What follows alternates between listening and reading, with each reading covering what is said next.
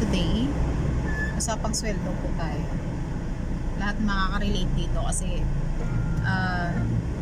today is June 15. So yung mostly nagsasweldo ng 15, 30. Sana po ako doon.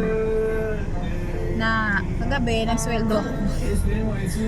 Nung natanggap ko yung sweldo ko, syempre unahin ko talaga yung talagang kanyang bayaran. Babayaran natin, which is normal sa buhay ng natin, kumbaga ganun. Eh di, eto, sumahod na. Hindi ko na malayan dahil na kakasend ng bayad pagka umaga 20 na lang natira.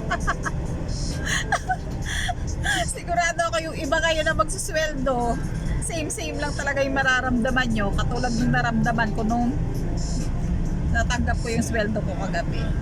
So anyway, ganon talaga yung buhay ng mga simpleng mamamayan. At alam mo na, mga empleyado, mas okay na yung uunahin natin yung responsibilidad natin kaysa sa luho. At least kumbaga mas masarap sa pakiramdam yung nakakabayad ka ng mga bills mo, ng mga utang mo.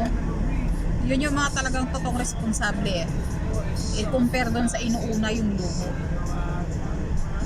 So kahit pa paano, as syempre advice din, kung may matirang 100, piliting itabi. Kasi kahit pa paano yung pa isa-isang daan na yan na itatabi, dadami din yan. At saan pa ba mapupunta? Pwede, may madudukot ka.